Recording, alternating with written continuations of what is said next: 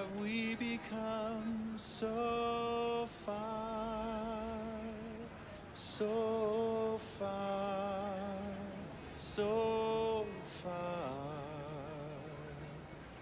far from one another.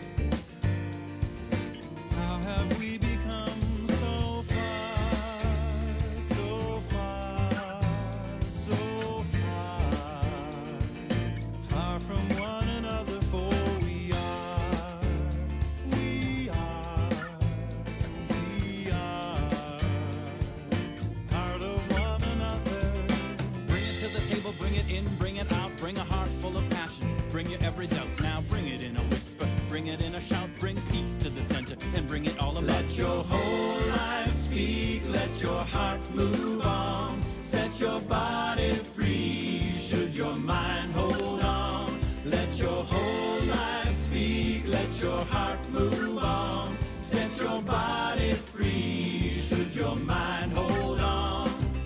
Bring it to the table, bring it over, bring it on, bring the physics of an atom, bring a mystic psalm. Bring it to your lover and bring it to the throng. Bring it out from hiding and bring it into song. Bring it to the table, bring it new, bring it old. Bring the stories of your elders, bring the stuff you've been sold. Bring it to the outcast, bring it to the fold. Bring your life past the limits of the lies you've been told. Let your whole life speak, let your heart move on. Set your body free, should your mind hold on. Let your whole life speak, let your heart move on. Set your body free, should your mind hold on.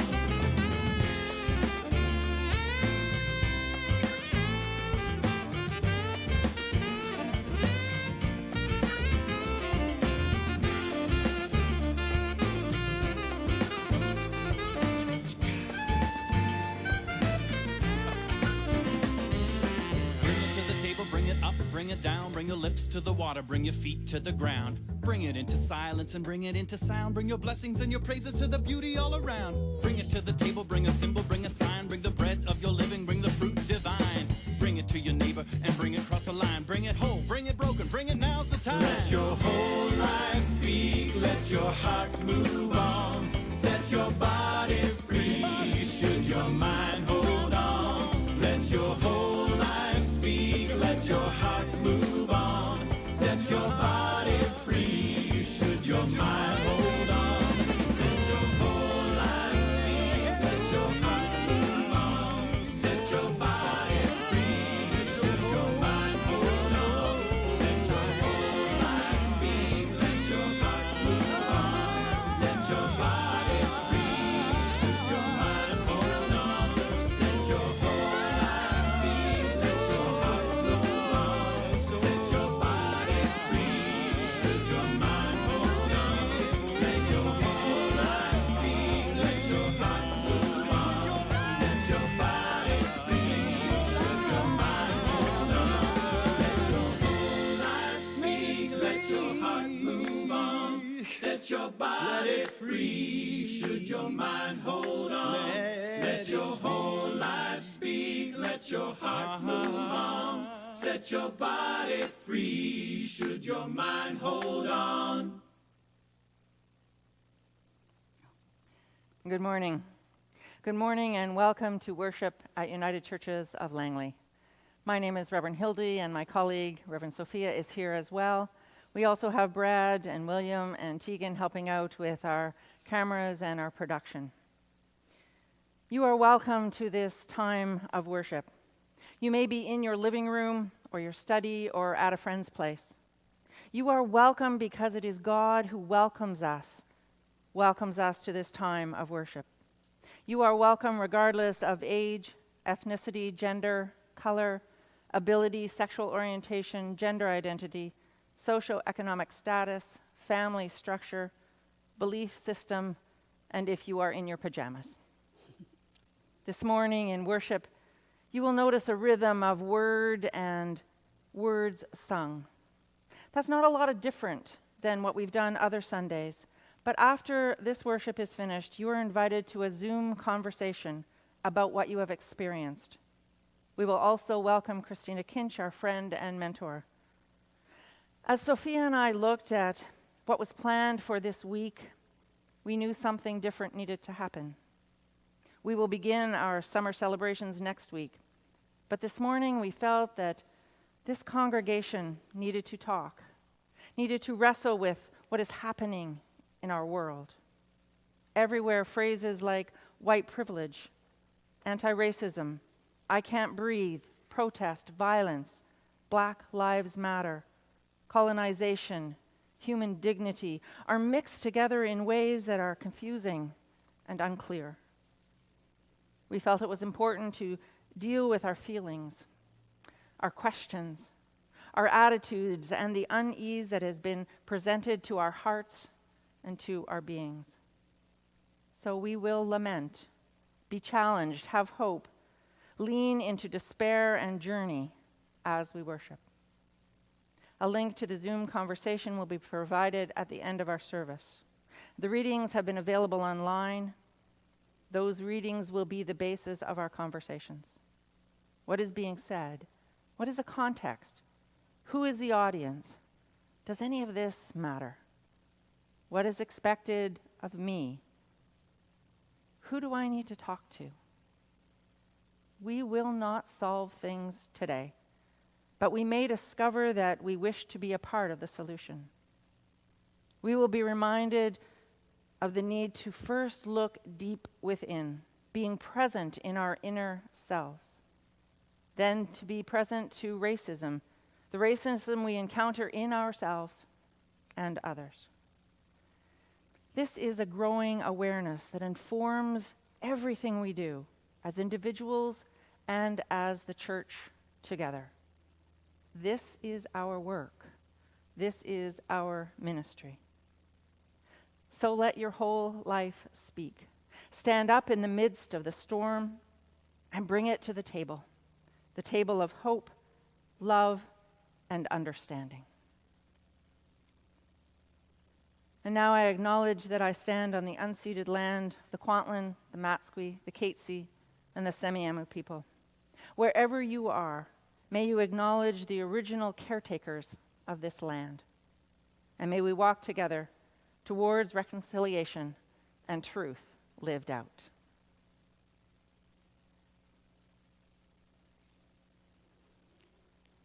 And so we call ourselves into worship to the words of the United Church of Canada, a song of faith. We sing of the Creator who made humans to live and move and have their being in God. In and with God, we can direct our lives toward right relationship with each other and with God. We can discover our place as one strand of the web of life. We can grow. We can grow in wisdom and compassion. We can recognize all people as kin. We can accept our mortality and finitude not as a curse, but as a challenge to make our lives and choices matter.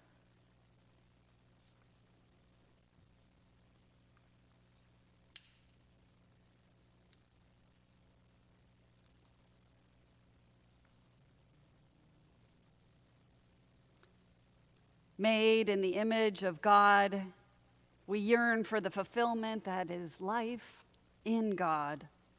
Yet we choose to turn away from God. We surrender ourselves to sin, a disposition revealed in selfishness, cowardice, and apathy. Becoming bound and complacent in the web of false desires and wrong choices, we bring harm to ourselves and to others. This brokenness in human life and community is an outcome of sin.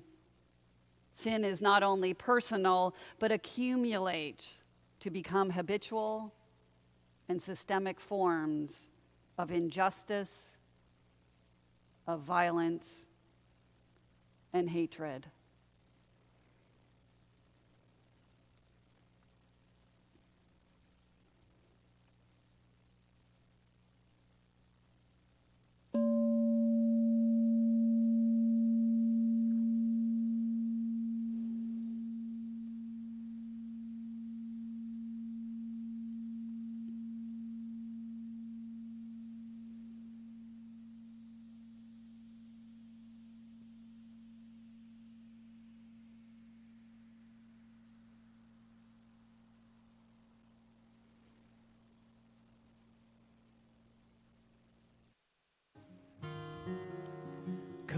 beautiful memories, deafening pain, thousands of years past, old ways remain. How can we follow where we have been? The world has been waiting for you to begin.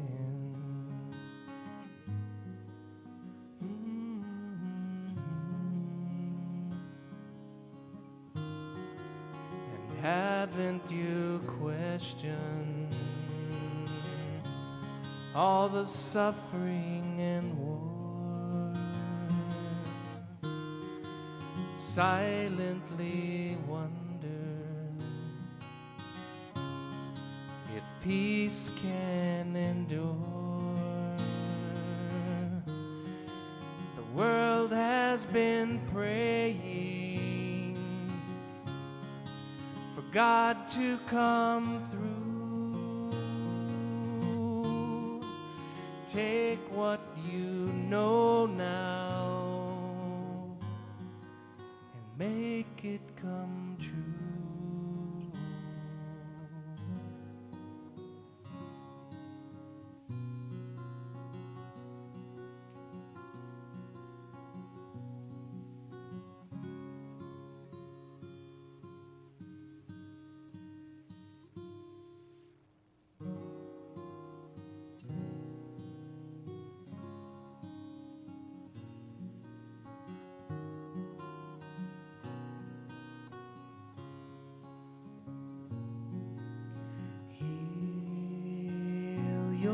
Yourself, then heal your world. Live this truth. You are the great I am.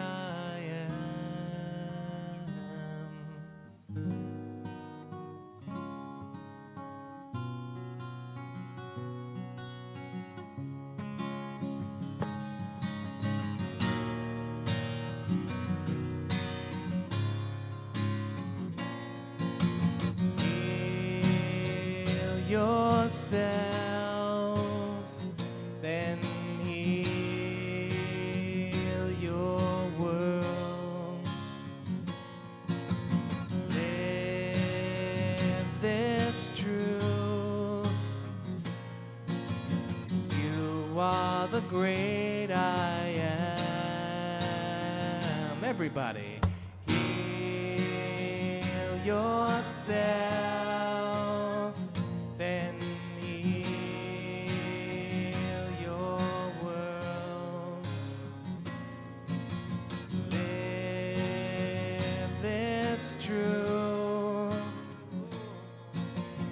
You are the great I am. Heal yourself, then heal your world. Our song of faith continues.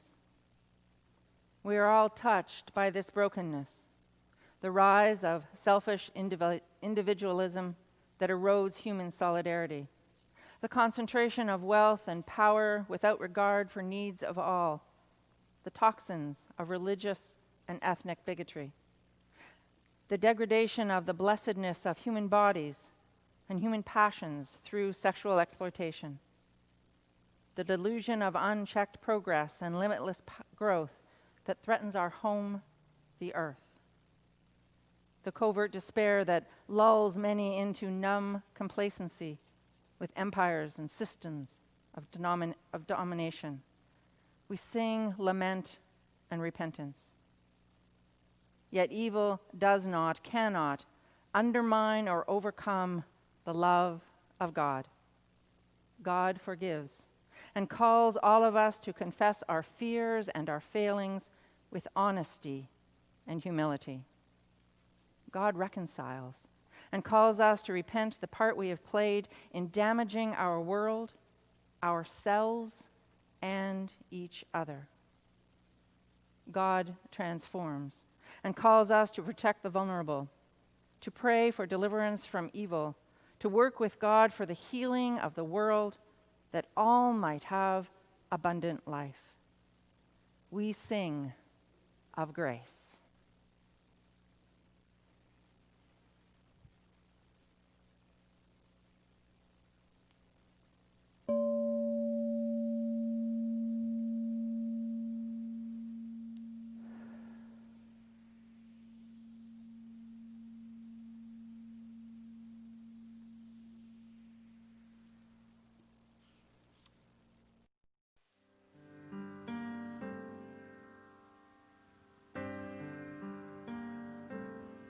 God weeps at love withheld, at strength misused, at children's innocence abused, and till we change the way we love, God weeps.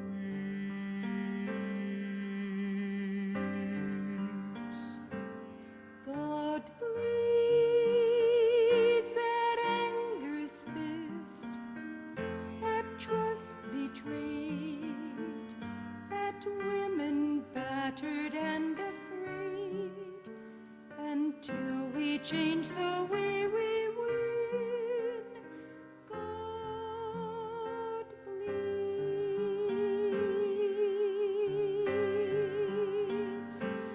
God cries at hungry mouths, at running souls, at creatures dying without cause, until we change the way we care. God cries.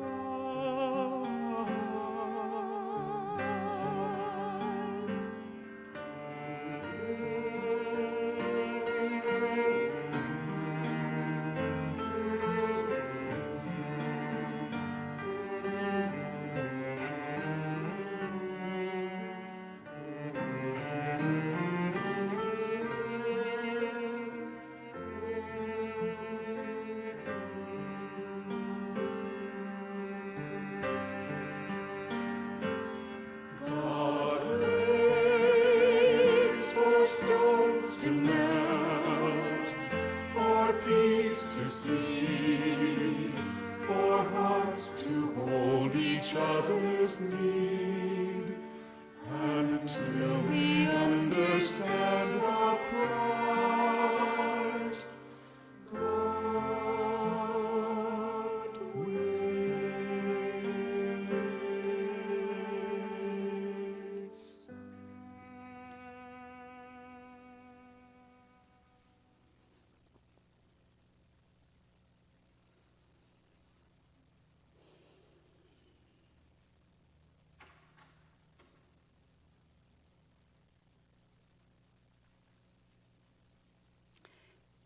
It's not enough to not be racist.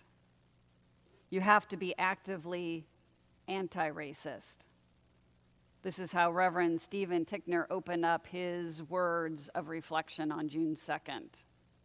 It is not enough to not be racist. You have to be actively anti-racist. This is the basis of Ibram X. Kendi's work and the work of so many more. It is a statement that continues to live in my spirit, and I hope in others as well. It is a statement that will require lifelong effort. Here are 5 realizations I have had along my decades-long process of dismantling the white supremacy within myself. I hope it sparks thoughts of self-analysis and action. First, First, and the most basic, is racism is not a feeling or a word. Racism is a system and structure that has deep and long roots in our North American culture. I realized that white supremacy had been ingrained in me socially since the day I was born. From what I saw on TV, how I was taught history, to never having a teacher of color until I went to college. Second, inner work is only part of the work. We have to be actively anti-racist, and we have to be followers while being active. Listen to this. Whatever form of action we take, it must be done as followers and listeners of people of color leading the way. We need to step back and be followers for a change. Third, white people will be your loudest critics, and it will hurt, and you will want to stop, but you must not. Oftentimes it will come in the form of accusing you of white guilt, or it will come in calling you a communist, politically correct, or a sheep. Or it will come in the form of denying what is true. Or it will come in the form of silent dismissal.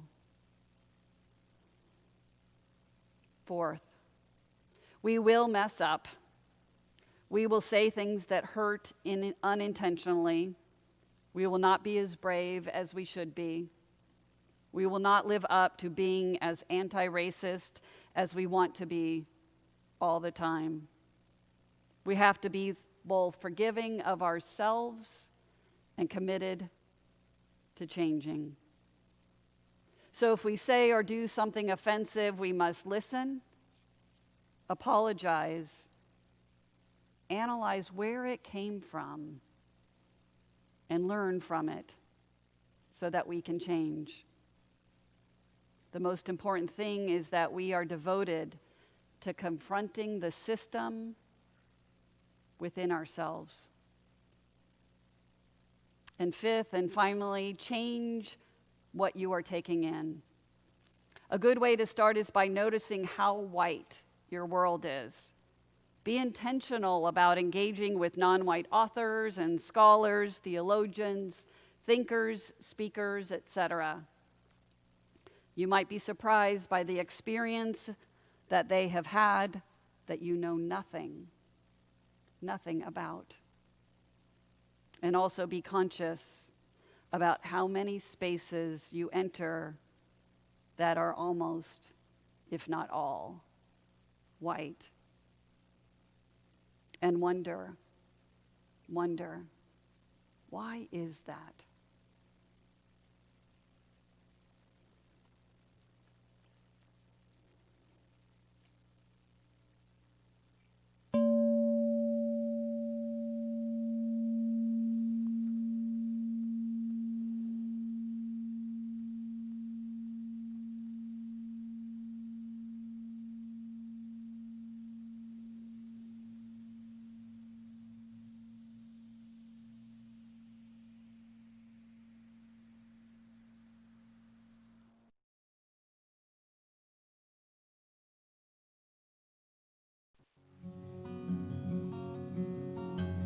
Lead us from anger to acceptance. Help us to know that we are loved. Lead us from hatred to compassion. Shanti, shanti unto all. Lead us from darkness to light. Let there be no more fight among ourselves. Show us that we are all the same, and help us not to claim anything else.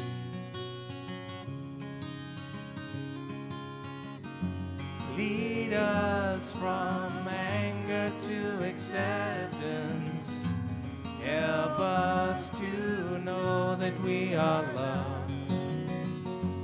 Lead us from hatred to compassion. Shanti, Shanti unto all. Lead us from darkness to light. Let there be no more fight among ourselves. Show us that we're all the same, and help us not to claim anything else.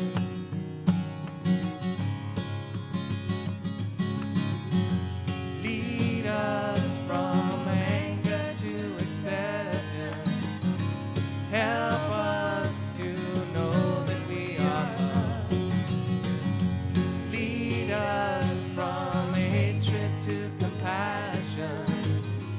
Shanti, Shanti unto all. Lead us from darkness to light. Let there be no more fight among ourselves. Show us that we're all the same, and help us not to claim anything else.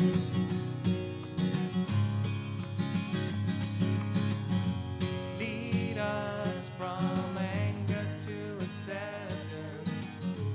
Help us to know that we are loved. Lead us from hatred to compassion. Shanti, Shanti unto all. Shanti, Shanti unto all. Shanti, Shanti unto all. And now an excerpt by Richard Rohr.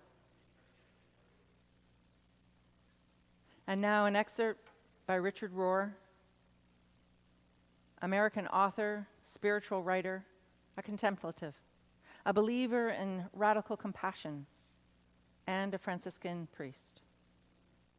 The unspoken privilege of being white. For a long time, I naively hoped that racism was a thing of the past. Those of us who are white have a very hard time seeing that we are constantly receive special treatment because of social systems built to prioritize people with white skin. This systemic white privilege makes it harder for us to recognize the experiences of people of color as valid and real when they speak of racial profiling, police brutality, discrimination in the workplace, continued segregation in schools, lack of access to housing, and on and on. This is not the experience of most white people. So how can it be true? Now we are being shown how limited our vision is. Because we have never been on the other side, we largely do not recognize the structural access we enjoy, the trust we think we deserve, the assumption that we always belong and do not have to earn our belonging. All this we take for granted as normal. Only the outsider can spot these attitudes in us, and we are often quick to dismiss what is apparent to our neighbors who are Black, Indigenous, and people of color from their lived experience. I would have never seen my own white privilege if I had not been forced outside my dominant white culture by travel, by working in the jail, by hearing stories of counselees, and frankly, by making a complete fool of myself in so many social settings, most of which I had the freedom to avoid. Power and privilege never surrenders without a fight. If your entire life has been to live unquestioned in your position of power, a power that was culturally given to you, but you think you earned, there is almost no way you will give it up without major failure, suffering, humiliation, and defeat.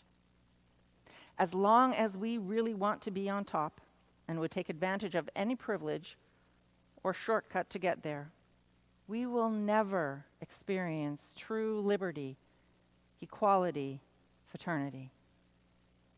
If God operates as me, God operates as thee too, and the playing field is utterly leveled forever.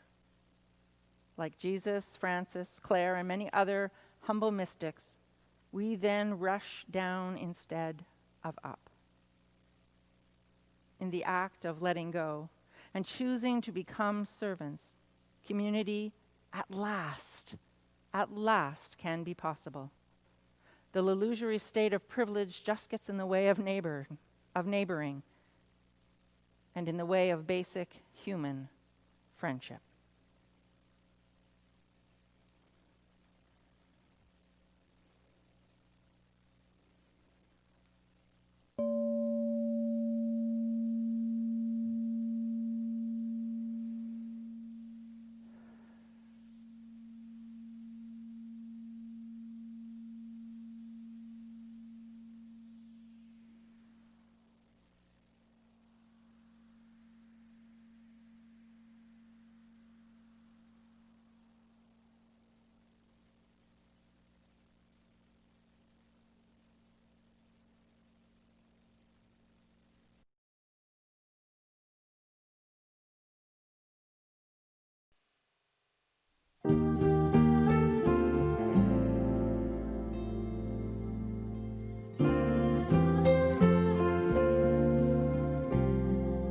On God alone my soul in stillness waits, the glory and the joy of my salvation, the rock on which all form of fury breaks, my stronghold so that I will not be shaken.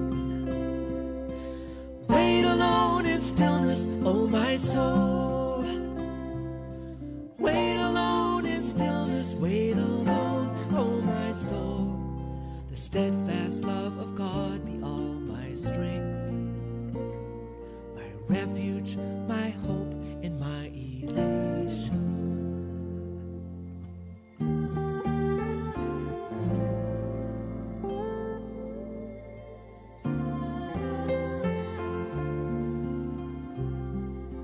The enemies of love in vain rehearse a plot to undermine the hope of nations. With tongues they bless, but with their hearts they curse, and lie in wait to bait love's termination. Wait alone in stillness, O my soul.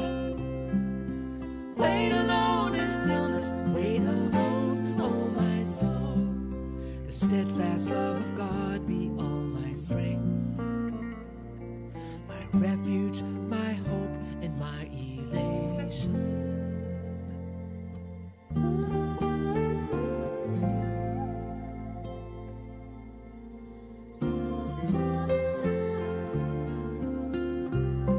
We children of the earth are but a breath. On the scales we are lighter than a feather. I believe and I have heard it said, all power belongs to God altogether. Wait alone in stillness, O my soul. Wait alone in stillness, wait alone, O my soul. The steadfast love of God be all our strength, our refuge, our hope, and our elation.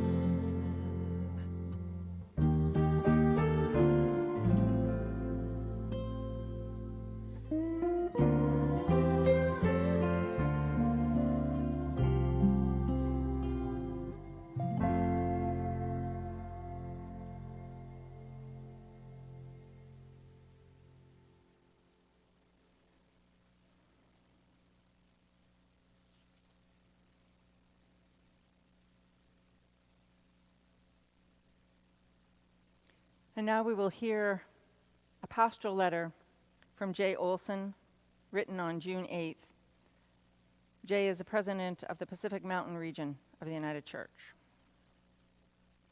Black Lives Matter. Yes, Black Lives Matter. I have been watching, listening, talking, and reflecting, and then watching, listening, talking, and reflecting some more. All the while, doing so with a broken heart and a bruised spirit for yet another family shattered by the violent death of a loved one because of anti-Black racism, my privileged, weaponized. As a white woman of faith, I have listened to protesters, world leaders, colleagues, and friends, all the while asking what must be done now and what must I do now to end racism. When I heard President Obama speak, the biblical passage sprang to mind.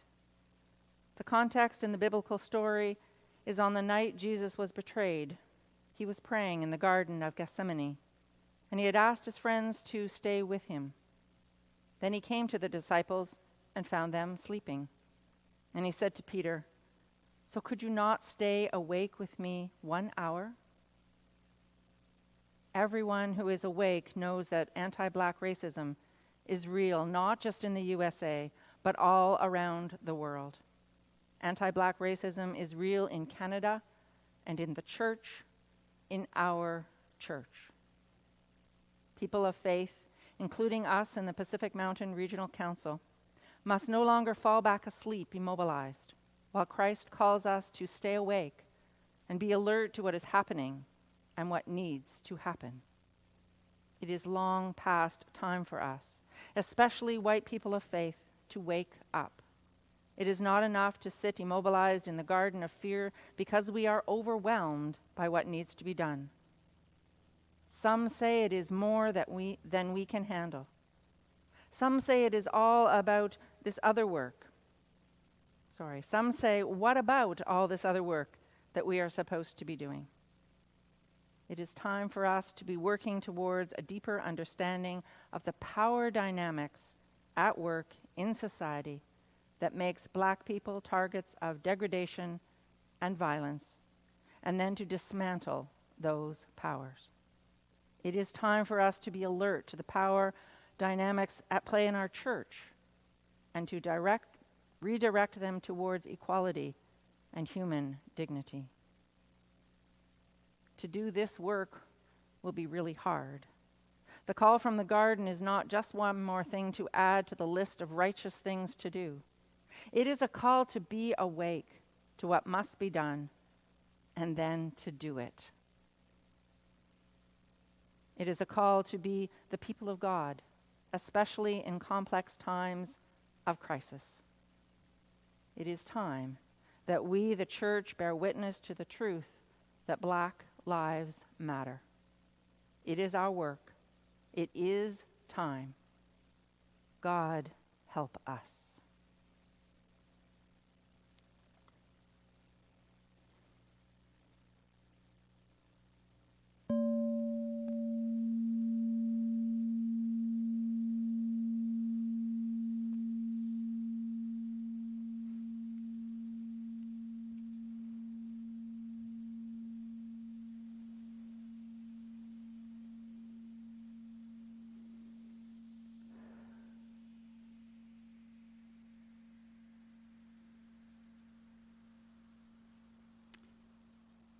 It is our work. It is time. The time is now. Powerful words as we yet again are called to our knees and then back to our feet again. And so as we move into that time of reflecting on our own ability to give generously, first and foremost, what we're wanting to do is make sure we're engaging with you in a viable and rich way. And so I'd love to see 90 thumbs up, 90 likes on our video today. And as a way of continuously following the different services that we'll be offering, if you click on the subscribe button, if you haven't already, that allows for you to have this as part of your YouTube feed. And so we continue to open up to the generosity of God, to sink deeper into these readings that we have shared today. and the music that has dropped us deeper into ourselves and into our wonderings. And so this is what we're about. This is what United Churches of Langley is about in our ministry and mission. And we continue to look for creative ways that we can engage in the conversation and engage in that deeper work of self so that we might be able to offer more to the community and beyond. And so your generous donations through either GivePoint or through PAR or through e-transfer, any of the ways that you choose and are able to give are greatly appreciated and help us to continue to stand forth, to speak truth, and do that deeper work with people like Christina Kinch and others that allow for us to explore these themes within ourselves, within our community, and in our world. And so thank you. Thank you for your generosity. And so after or at some point during our benediction song on kindness, there will be a link that will be posted in the chat window of this that was also sent to you by email yesterday, hopefully. And so you'll either be able to click over from the link in the chat box or from the one that you received by email. We would love for each and every one of you to join us in a time of discernment, of wondering, of questions that allow for us to explore these readings that we just read and heard, and to really start again. Some of us participated in a series of contemplative justice workshops earlier this year, and most of us feel like we're beginning again. And so this is a time of beginning again and inviting other people into that circle of wondering and questioning. And so click on that link, and hopefully if you've downloaded Zoom, it'll allow for you to join in the conversation. And then we will be there. There'll be an opportunity for you to open up the chat box and to type your questions that Christina might guide us in reflecting on those questions in community. And so join the conversation, continue on, and allow for the Spirit to move your heart, your mind, and your body in kindness.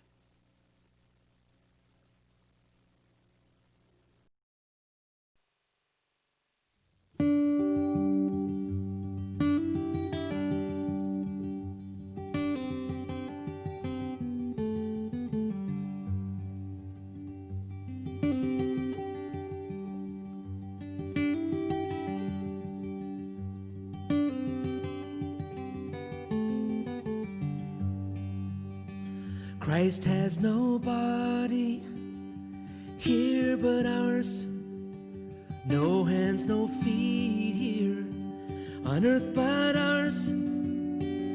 Ours the eyes through which he looks on this world with kindness. Ours are the hands through which he works. Ours are the feet on which he moves. Ours the voices through which he speaks to this world with kindness. Through our touch, our smile, our listening ear, embodied in us, Jesus is living here. Let us go now, inspirited, into this world with kindness.